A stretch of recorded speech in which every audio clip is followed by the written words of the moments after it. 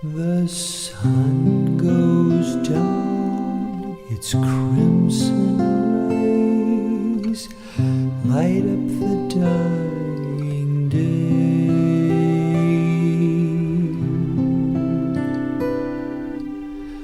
A startled glance I throw behind and count my triumph share.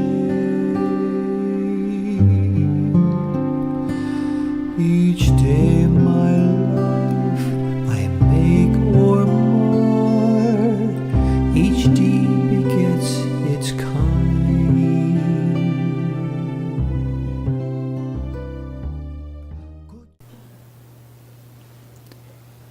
Good morning. So today we are going to talk about the most important aspect of ourself and the spiritual struggle that is associated with it. That is about our I-ness, we call our ego, the I consciousness. The topic is getting over petty I. This is the topic. If we look at it deep within us, this I-ness or I consciousness, this I, me and mine, it is something that we are born with. It is inborn. We are born with this I-ness. We live our entire life with it, and we die with this I-ness. We really never get completely rid of it, neither it is possible. Still we are taking this topic, getting rid of this I-ness, but it is just not possible. This I-ness is something that every moment of our life we are depending upon it, and we are constantly getting all our experiences in our waking and in our dream state of our life through this I consciousness, this I-ness. So really we don't have any chance of getting rid of our I-ness completely. This is not really what we can ever think of. Every smallest amount of activity in our life, every small thought that crosses our mind, every amount of experience that we have, everything that makes our life as it is on account of this I consciousness. Without this, we really have no other separate existence. So this I consciousness is something which is very basic and which is continuously involving us with it. But at the same time, when we talk about our spiritual life, when we think about what is the spiritual goal of life, what we are seeking, what we are in search of, and how to achieve that goal, then again and again we are reminded of that how to get rid of this I-ness or selfishness, the self, the I, which is clouding or covering or separating this self from our real identity, the self with a capital S. Who we are, what are our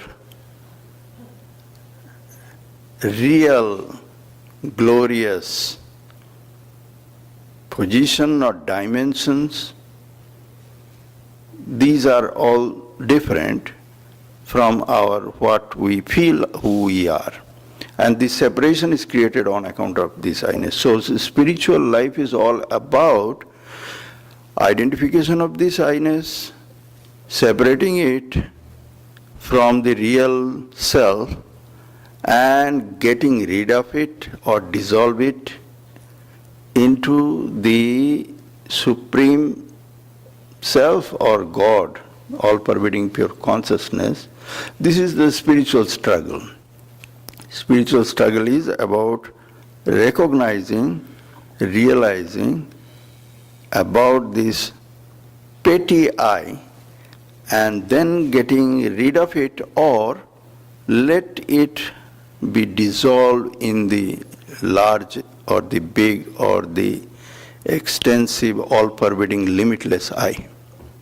This is all about the spiritual struggle. And the spiritual struggle continues throughout our life. It is, the beginning happens when we recognize it or we identify it. Until and unless that is happening, spiritual life has not started yet. People who live in their ordinary life, they cannot be called a very spiritually motivated because they remain ignorant of it, that there is a problem. And therefore there is no desire or an effort to solve the problem. Why we shall call it a problem at all, we shall come to that a little bit later. But as all the doctors will tell you, that unless you know that there is a problem, then there is no chance of recovery.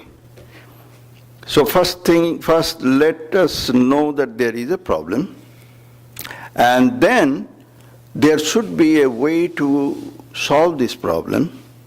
And why to solve this problem? Because solving this problem will get you to the point where you will enjoy your full health. And that health in spiritual life is your mental and spiritual health. Most of the time we live at the very physical level of our life. Yes, it involves psychological aspect of it, but most of the experiences we are having through our interaction with this world and how we are getting the experiences from there in the form of our physical entity and our identification here, and then goes further deeper within, and there are other subtler and more powerful layers and layers of our so-called personality, and then ultimately there lies the ultimate reality of who we are, or what is this ultimate truth about us. Go and reach there, and finding out that is the process. So if we can solve this problem, let us call it a problem, that this smaller I consciousness or ego, if we recognize it, if we can identify it, and if we try to solve it, get rid of it, then we can solve a whole lot of problem for ourselves and for others. Those who come in contact of us. If we can evolve from where we are standing today, become a really better, superior, grander, wonderful, loving personality, people who are around us, they will also reap the benefit of it. And of course, we will be the first person to enjoy a wonderful life, psychologically as well as spiritually. So to be healthier a person, we need to know this. We need to know that this is something which is a very importance of a primary kind, a task before us, and we have to do it. But at the same time, we have to understand that this is not a very simple and ordinary task that we have taken up. When we embark into a spiritual journey, then we have actually taken up that task upon ourselves. But we have to be very clear in our mind that it will be a very prolonged and tenacious an approach or a task that we are now accepting. We are resolving to get it done. This I consciousness, in one place in the Gospel of Sri Ramakrishna, we find that he has mentioned it. This is nothing but the Maya that is attached or associated with one's own individual self. That is it. Very nicely he has mentioned it in a very simple way, but this is a very profound message that we find in the Gospel of Ramakrishna. Whatever is taught in the philosophy of Vedanta, said Maya, said the reality is Brahman, or all-pervading pure consciousness, one without a second, and that one without a second appears as many, appears as multifarious ways of sights and sounds and all sorts of experiences in the world. The entire creation, the multiplicity, it is nothing other than Maya. Philosophically, it sounds so nice. It is nothing. It is like an illusion. It is an illusion. It is like a dream, philosophically. But in our real life, we see that that is not that simple and easy that we can toss off and say that now it is gone. We have to live with it and we have to face it. That which is called Maya in terms of the big picture of the creator and the creation, in case of our individual self, that is same as our pure Atman and the I consciousness or the ego. On account of our this ego, on account of our this I consciousness, we have experienced ourselves as separate from everybody else, and we have got whole lot of experience of multiplicity outside.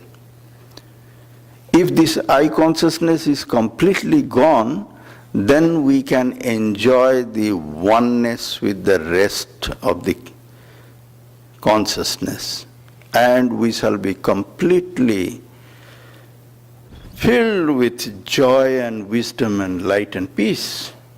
So what is separating us from our enjoying our real spiritual identity? This I consciousness, this ego. So this is Maya in smaller term. When we talk about the Brahman and Maya, we can think about ourselves as our real self and our individuality separated, created by the ego. So should we therefore get rid of this ego? No. First of all, you cannot get rid of your ego. As an individual being, you have to live with your ego all the time. Without that, your life will be completely gone. As we find in those teachings or the advices that are given in the books of non-dual Advaita Vedanta, that a person who enters into Nirvikalpa Samadhi, and if he wants to stay and enjoy that experience of non-duality, then his body will be dropping off like a dead body and like a dead leaf from the branch of a tree.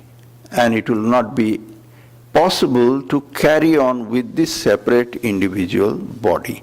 So you cannot live a life and at the same time simultaneously remove your complete, absolutely your I consciousness. This is just not possible. With the help of your I consciousness only you can live your life here. So it is two same time is not possible, that you get rid of your I consciousness and still live your life, enjoying the unity with all pervading pure self or Brahman or God. Enjoy the union. No, this is not available. On the other hand, we see from the life story of Swami Vivekananda, when he returned back from the West and with a group of his followers was traveling in Himalayas, went to the Kashmir Valley, and there he was traveling. One day he said that all of you stay here, I shall just myself go and visit. There is a holy spot there called Chir Bhavani, and there is a ruin of a mother's temple there. I'll visit it by myself. And he went there. And most of you know about that episode, that when seeing that ruin, which was in olden times a beautiful temple, but was attacked by the Muslim invaders, and they broke the temple and the image, and ever since then it remained as a ruin there. So seeing that, Swami Vivekananda thought in his mind that those who lived at that time, they should have protected the temple with their life. If at that time I would have been here, I would have fought to my last breath and tried to protect the sanctity of mother and the temple, and not let it happen like that. He thought in his mind, it crossed his mind. And immediately after that he had a divine voice coming from somewhere, filled that air, and he listened. It says, the mother said that, stop, who are you to protect me? Are you protecting me or I am protecting you? Had I wanted to protect this temple or anything, I could have done it if it was my wish. And if I want it now, I can make a temple much bigger and grander, made of gold only, here and now. If I would want to, who are you to protect me? So this came and immediately transformed Swami Vivekananda's personality. Not that he was not in that clarity in his mind, he was always carrying with him the highest wisdom of spiritual knowledge, and that he was spreading all around, and hundreds and thousands of people were getting inspired. But because this thought crossed his mind, immediately it was corrected, because he was a man of a different spiritual height. And Swami Vivekananda dropped the gavel, we can say, that he was carrying until then, as if he had to do a lot of things. That his guru, Sri Ramakrishna, has ordered him to go and do. He did not want to, then his guru said that you must, you have to. And ever since then, as if it was his responsibility, as if he did not do that, who else would do it? And things will go to bad to worse, and he had to do it. So, for about 10 years, he was running and rushing and very busy, inspiring people everywhere, spreading the message of his master, building a new organization, inspiring a group of young men to follow after him, and all sorts of things he was doing with a level of energy that was not human even. That was not so easy to see a parallel of that. With that energy he was doing all sorts of things. With that particular vision, immediately he had a change of his mind in a so profound way that he could not carry any of these kind of works that he was doing before afterwards. Not only that that organization that he had started called Ramakrishna Mission, he gave it to his brother disciples and his followers, and he said, no, you are running it. I am nobody. Not only that, after that, returning back from there, he was a completely changed person in matter of the organizational decision making, or to go somewhere and give a lecture or inspire people. It's nothing. He said, no, I cannot do anymore. And only thing he was chanting, Mother, Mother, like that. What is that?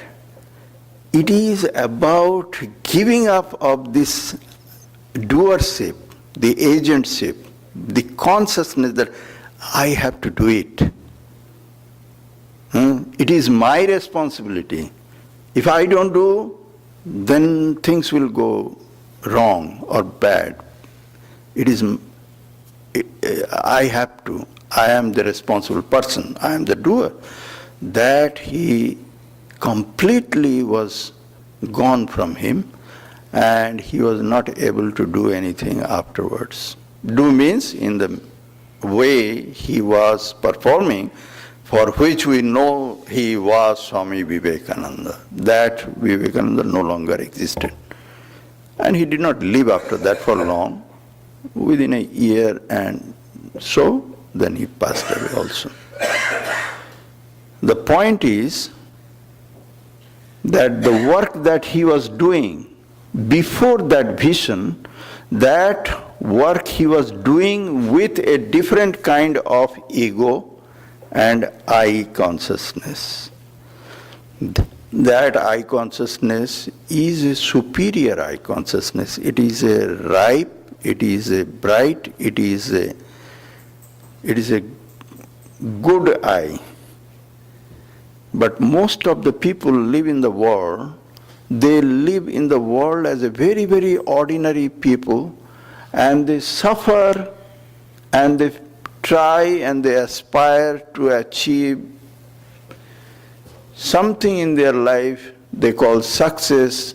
They want to be happy in their life with a different kind of I consciousness, because of which they constantly go up and down in these very big waves of life that sway them here and there all the time.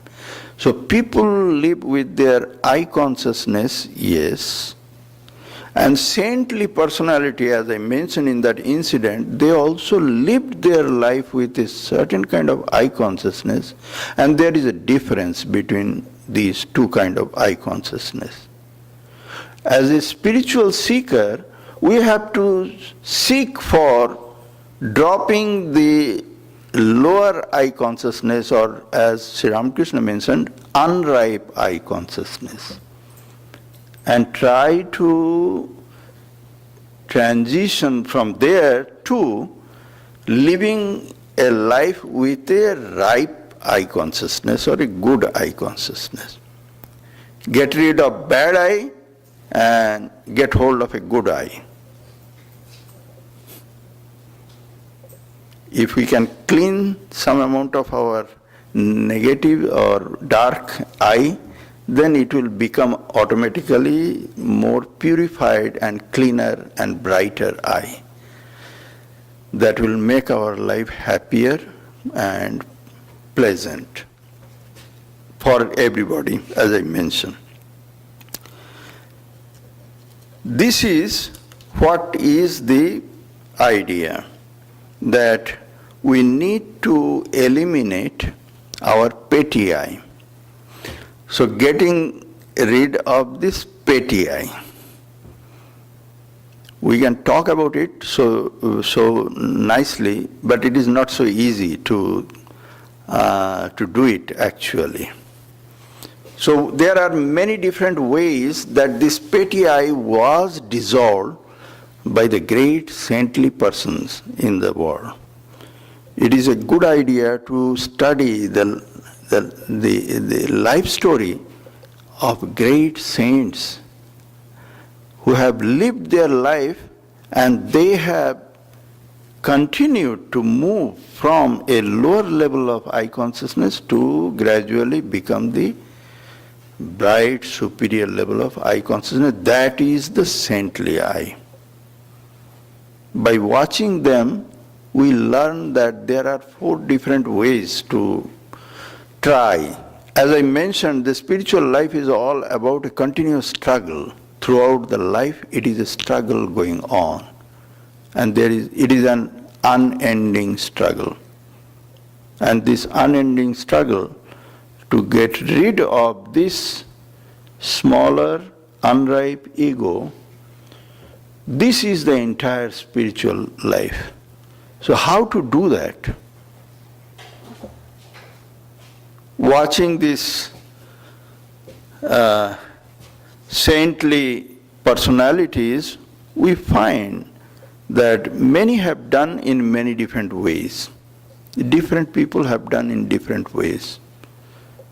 This is an age-old tradition in the Vedantic path, the path of knowledge. The path of knowledge which teaches the system of neti-neti, not this, not this. Sri Ramakrishna gives that theory a very practical and understandable example, repealing the onion. Repealing the onion is the way. This is a very tested and found true method, that how to get rid of our small I.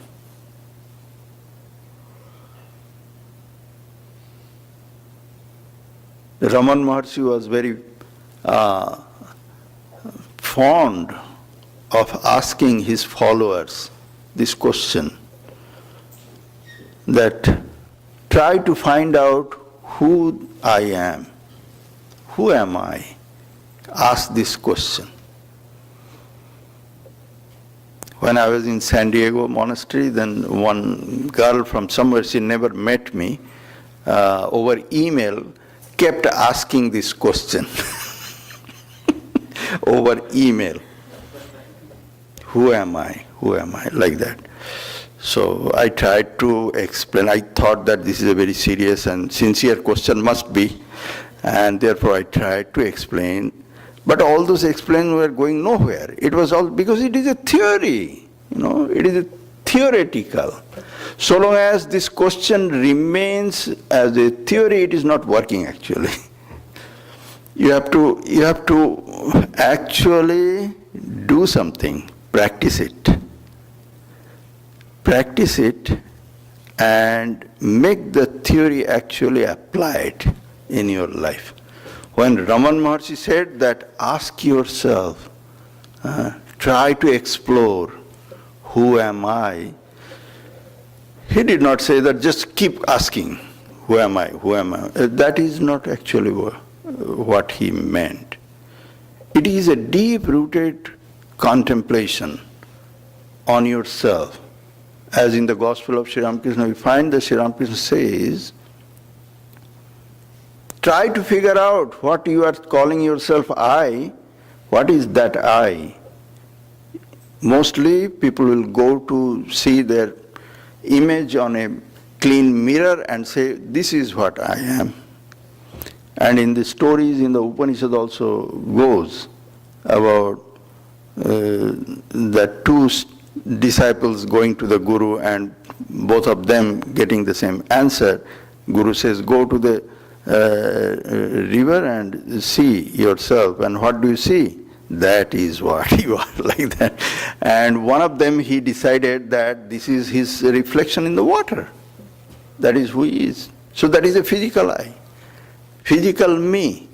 But the other disciple, he was not so easily to be convinced, and he was more reflective and intellectually he probed into this question. What does that mean? Is this the skin, the flesh, the bone, the different limbs of the body? Is that what I am? This is the question. So Sri Ramakrishna asked that it is like peeling the onion and trying to figure out what is there as the essence of onion sitting inside, and said that after you have paid enough attention intellectually, and if you are sharp enough, and discrimination is very clear, then you will figure out, no, this is the limbs of the body or the skin or the flesh or the blood or all these things, and they don't make what I call myself, because they are constantly changing. They are created out of food material, and this kind of analysis is there in the Upanishad.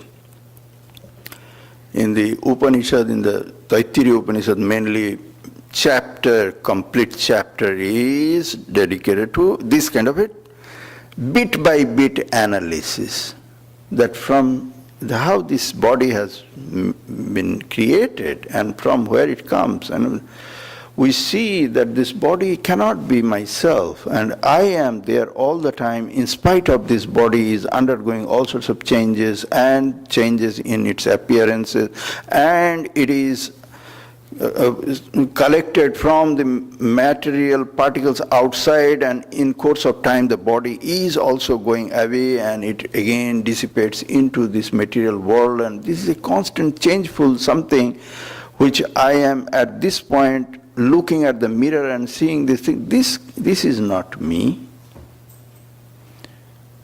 Then you have peeled the first layer of your not self, who you are not. When Raman Maharshi says, try to figure out who am I, that means peeling layer by layer what I am not. Neti, neti, not this, not this. A person with a much sharp intellectual power and the ability to discriminate and the tenacity to continuously contemplate on it and go further and not be satisfied at any level of any finding that will come on the way. It is a scientific journey, spiritually speaking. Then such a person will be able to hit one after another many different levels of this jacket. The Upanishad says the 5 different seeds, that is covering the real self. And one after another, peeling off these seeds or the jackets, or in that example of Sri Ramakrishna, peeling the skins of the onion, saying that, oh, this is not the kernel of the onion, let me remove this layer. Eventually we come to a point when every different layers are removed and we don't see anything sitting inside. And that is that when it merges with the outside actually, and therefore it is not something detectable. It is not something detectable with our senses and the mind. That which is inside has become outside also. The in and out has become one without a second. Then we have reached the reality of what is there inside. This is one method, this is the path of Neti Neti, a seeker of truth in the path of jnana, the knowledge. And it will take a long, long time to pursue this quest for finding what is the ultimate reality that is being hidden by these layers and layers of these jackets or sheaths or skins, what is there. Because I am that. And because from inside you are talking it. When you are removing the layers of the jacket, you are removing from outside what it is, how it looks like.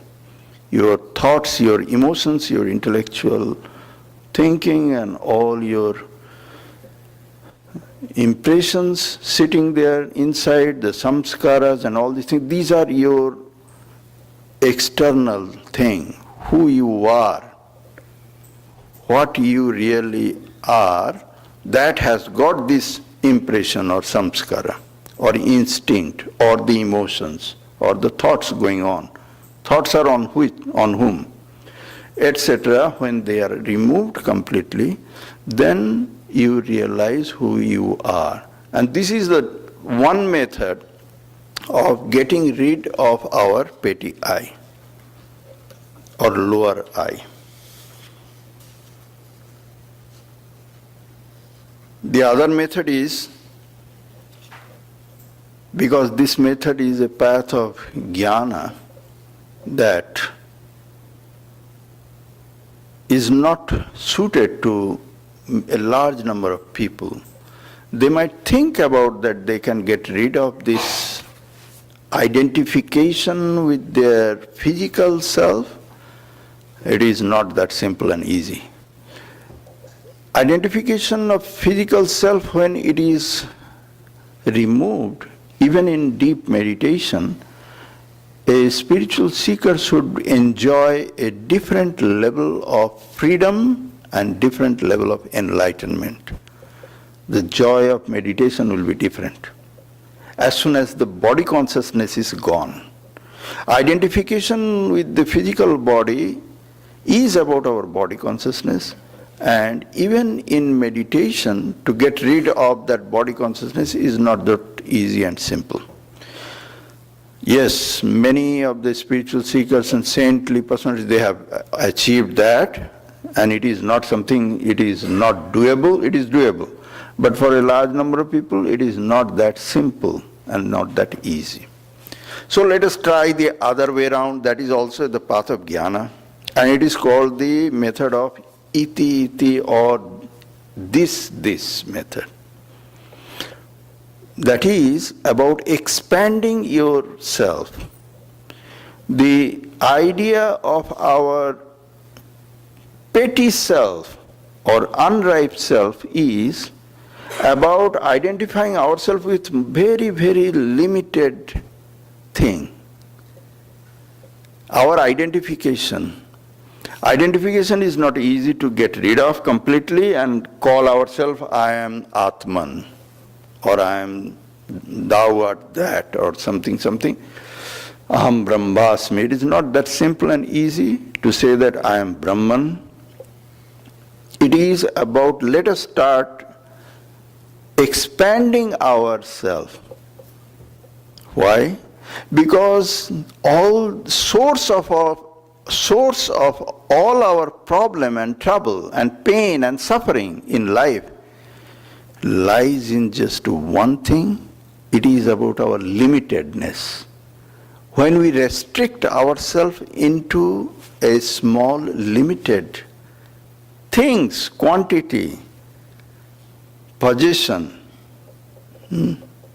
people, and call that to be my world, I, me, and mine, who I am. Now, I am this body, and whatever is involved with this body, the mind and the thoughts and the impressions and the intellectual. And then the subtler things, my name and fame and the appreciation from my social acquaintances and my family connections and all sorts of thoughts and everything that are connected with this is me. And then my possessions, that is mine. And together they are so limited. The world is so big. And what we are calling it I, me and mine is so small.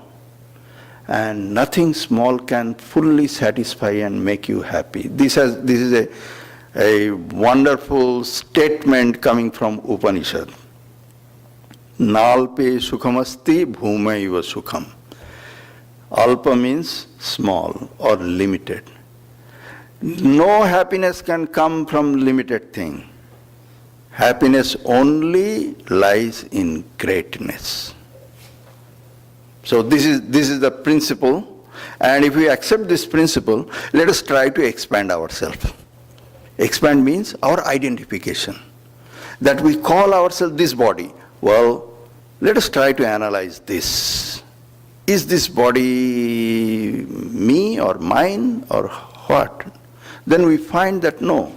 Many different material particles that made these body cells today, they were existing in the fruits and vegetables and maybe some milk and egg and chicken or somewhere else. The material particle. They were living in a different area. And that has become me. I call it is my body, my skin, my flesh. But they were not mine, they were somewhere else sitting. And today what I am calling mine, eventually it will disintegrate and go into the world and material particle and it will appear in a different form. So I really don't know what is my body all about and how it is connected with many other things and bodies, all about me, and might have moved a whole lot of miles and hundreds and thousands of miles away, I don't know. In this process, we can analyze and think that the entire material universe in some way or other is so very intertwined with this physical existence, I cannot separate myself with anybody else. Physically also, we cannot separate. Similarly, with our subtle body, and it will take a long discussion and understanding, but gradually can be made it clearer that I and me and mine, as I look at it and consider that to be what is real, it is not really, I am thinking very clearly. It is a whole lot of different large universe outside which has actually something or other to do with my me, I and mine. Expand this out myself, and more you can expand yourself, more you can get rid of your petty I and get rid of a lot of your so-called suffering and pain and disappointments and problems in your life. Can you expand yourself? Can you share your pleasure and pain with others' pleasure and pain, and their pleasure and pain, their happiness and misery, share with yourself by expanding? That is the practical application of it. Practical application. Instead of living in a small, limited way, and calling that to be you and your world, try to expand yourself and make yourself bigger and larger and greater. And in the Vedic literature, they say Vasudhaiva Kutumbakam, whole world your family. Make the world your home and whole world your family. Can you expand yourself? If you can, then actually you can reduce your ignorance and your suffering to substantial amount. This is only the worldly way. This is the worldly way. Spiritually, gradually contemplating upon it, meditating on that truth that physically you are not separate with the rest of the world. It is one material, universal ocean in which you are also a drop somewhere. You are not separate from anybody else. And in your subtle body and your causal body also equally you are fully integrated and identified with everybody. This is a very sublime kind of contemplation and meditation that will help you get rid of your lower I or problematic I that is causing a lot of problem and suffering for you in your life. This is the method number 2, that expand your ego and not let your ego that says I, me and mine only stay in a very small, limited contour and say that this is all about me. Don't touch me here and I am nothing outside there. This is expand. Break this border and be larger. This is second method. Third one is that this I consciousness can be gradually expanded from lower I to higher I in the path of devotion. The first two methods I mentioned, they were the path of knowledge. One was neti neti, or not this, another was iti iti, or this method. Now let us go to the devotional path because most people, they like it. This is a popular method. And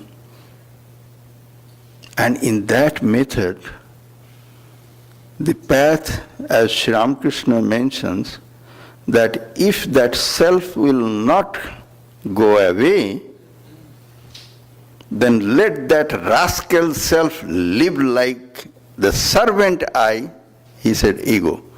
Let that rascal ego stay as a servant ego or a child ego.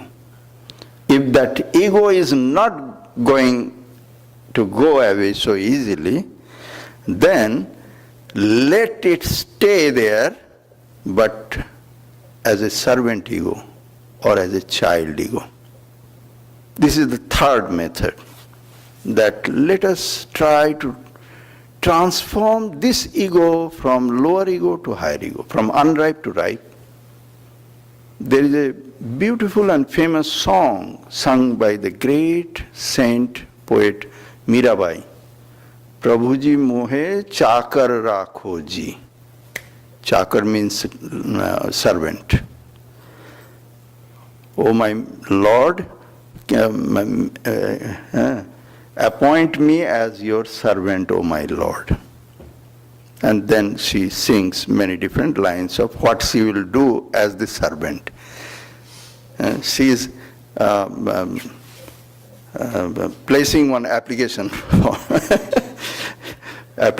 employment. Lord, please employ me as your servant. And this whole song goes like that. Can we live in this world? Lord, employ me, appoint me as your servant. I am your servant. And then interpret each and everything in the life that you are living. You have been given a life, particular life. You were helpless. You did not decide it before coming to this world, before being born. Somebody decided it for you. And you have come with the kind of a structure that is your life.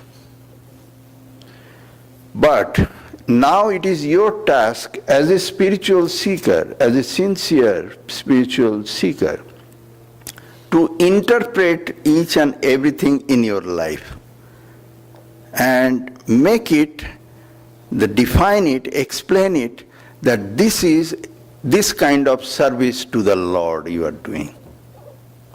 Everything make it a service to the Lord. Most of the time you are serving yourself. That is very selfish life that most of the people live, and the consequences they also meet with that.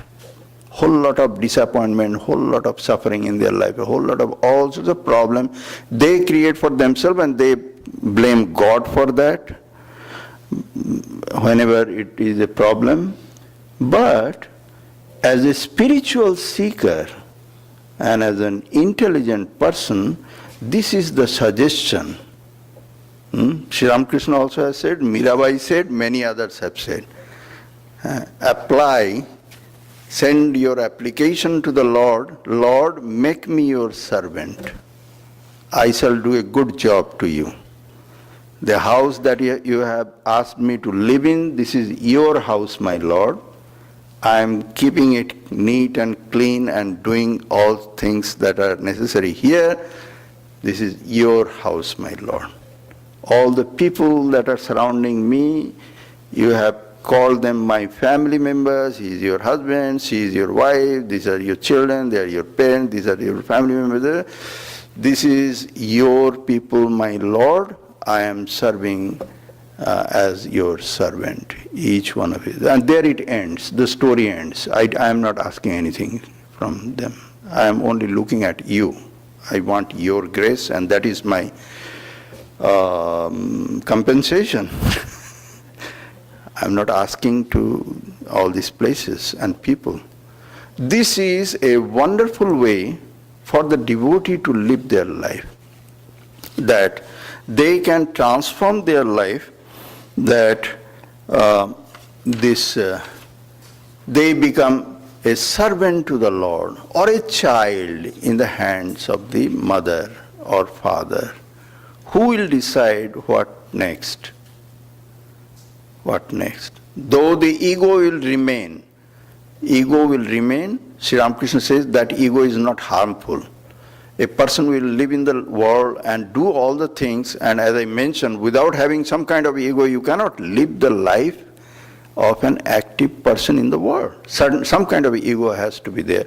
But when that ego has now transitioned or transformed from a lower ego, from an unripe ego to a ripe ego, to the servant of the Lord ego, then that ego will appear as an ego, but it is not harmful and it is not going to hurt you.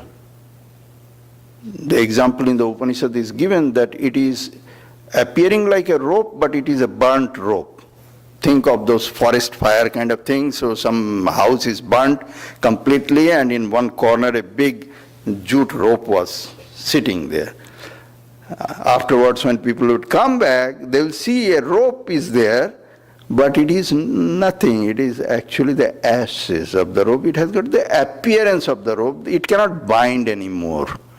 You will not be under any bondage by that rope. Or the other example is given like the sword which has touched the philosopher's stone and has now become a sword made of gold. It is not going to hurt anybody or kill anyone. It appearance of a sword, but this is not harmful. So this is third method. There is a fourth method.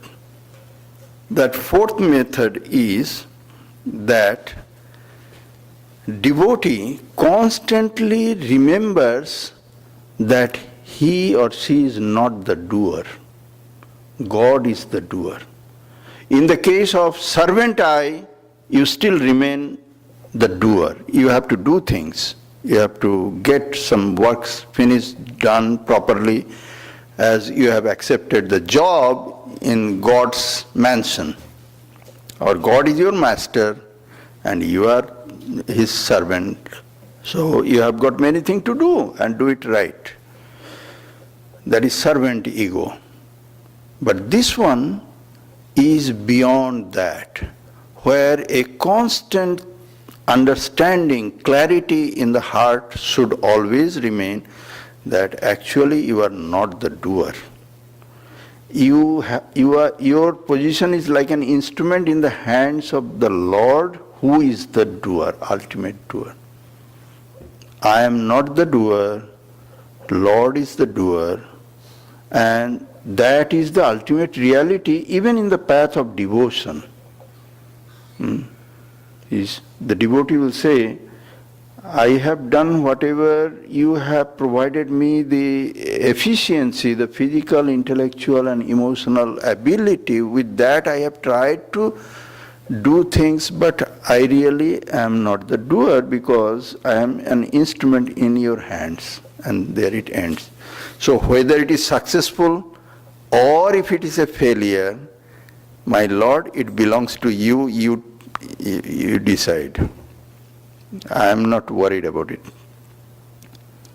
So Arjuna, when he went to this battlefield of Kurukshetra, the Mahabharata battlefield, Kurukshetra, so Arjuna was very worried and depressed, and he was thinking about what, I am going to kill all these people and they are my family members and so much of bloodshed and all this thing. And he said, no, I cannot do it. It is a terrible job. I am not going to kill people. I don't need this kingdom. The fruit of winning the battle is that you become the king. I don't want to be a king. I quit. Krishna says, wait a minute. You think you are going to fight the battle and you have the entire burden on your shoulder to kill all these soldiers and the powerful generals and win the battle and the kingdom. You think that is your job? Okay, look here, I am showing you the inside story, the secret. I am giving you the access to see the whole story, screenplay, the whole screenplay and where it ends the storyline. Everything I am going to show you. And Arjuna saw with amazement, and this is called Vishwarup Darshan, the universal view of the Lord. Krishna granted him to see. And Arjuna saw, the end of the story also was all there.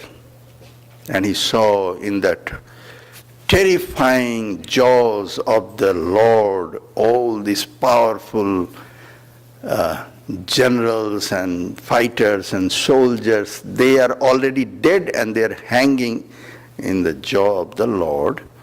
And who is winning, who is defeated? Everything is all done and decided, and how it will be done, that also everything is finished. Story and how it will be acted, everything is done, and Arjuna was shown the, okay, look here. You think this is your responsibility to fight them? No, that is not. You are nobody. I have already done everything. You are only playing as if it is done through you, but you are not the doer. I am the doer. Go, fight now. He said, okay, go, fight. And Arjuna came to his senses. The man who was most intelligent and most powerful and heroic, he thought he was thinking very right and correctly. He had no idea that he was nobody. He was not the doer, he is not the agent of any activity. He is just the instrument in the hands of the Lord. Lord is doing whatever he wants. And the whole story is already written and closed. Chapter is closed. He has nothing to worry about anything. Just go and play your part of the play. This is a devotee should always try to keep in the heart and not be worried about anything going in the world. Why we suffer in the life, why we go through all sorts of disappointments and the pains in our heart. Because we think that perhaps we could have made this way, that way, made some changes here, there. We don't include God in the equation. And we suffer a whole lot of things unnecessarily because we are not a good devotee at all. A good devotee will first try this method. Send an application to the Lord. Lord, in the language of Mirabai, please appoint me as your servant. I will be a very good servant. I will do this, I will do that. I will do all your work in this small corner of your world. If you appoint me as your servant, I will do it nicely. My Lord, keep me your servant and never remove me from your service. This is one. And another is, remember that story that Arjuna was shown by Sri Krishna, that no, you are not the doer, don't worry about anything, you are not killing anybody, no sin, nothing will come to you, I am the doer. So these are the 4 different methods. If we apply them, and they are already been battle tested, because life is a continuous battle, fighting with our lower ego. This is the spiritual life about, and these 4 methods are battle tested, so let us try them. Thank you.